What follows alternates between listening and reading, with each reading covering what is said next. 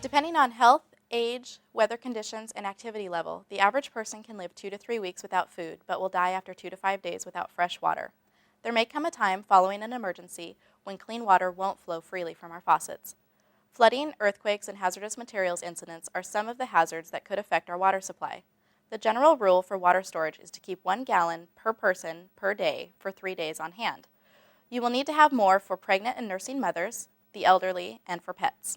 Hi, I'm Jennifer Encraft, a coordinator for the Cowlitz County Department of Emergency Management. I'm here today to talk to you about the most important part of your emergency kit, the item you can't live without, water. Your first option is water bottles. These are great for short-term water storage in a temperature-controlled area such as inside your house or in an office.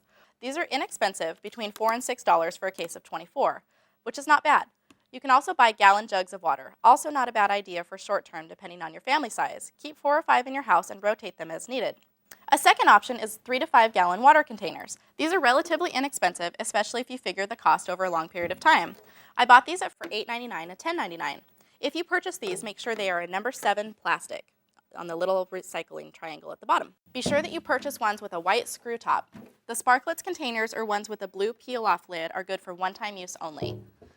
These are good for long-term use for 20 years. The water will be rotated every 5 years, but the bottles are good for 20. If you want to add a little bleach or not, that's up to you. Our water in this area is pretty heavily treated and doesn't necessarily need any chlorine additives, even for long-term storage.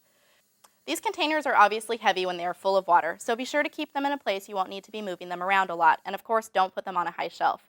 I recommend keeping them in the back of a closet. If your garage stays a pretty constant temperature, you may consider storing them in there, but not on the concrete floor. It will have a better shelf life if you keep it in a cool, dark place. Put some duct tape over the top and write the date so you know when to rotate the water. It's a little tricky to pour from a full 5-gallon container, so I would suggest getting a hand pump.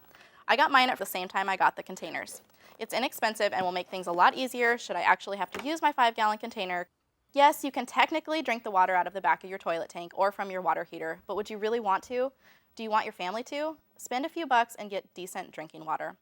One of my favorite ways to store water is in Datrex pouches. They have a 5-year shelf life and can be stored in any temperature. Since the Mylar pouches are not temperature sensitive, they are great for kits in the car. There are also Aqua Blocks that look like juice boxes. They also have a long shelf life, but need to be stored at a reasonably constant temperature. They're available online at camping and emergency retailers also. Another option in addition to these is purchasing a water purification unit.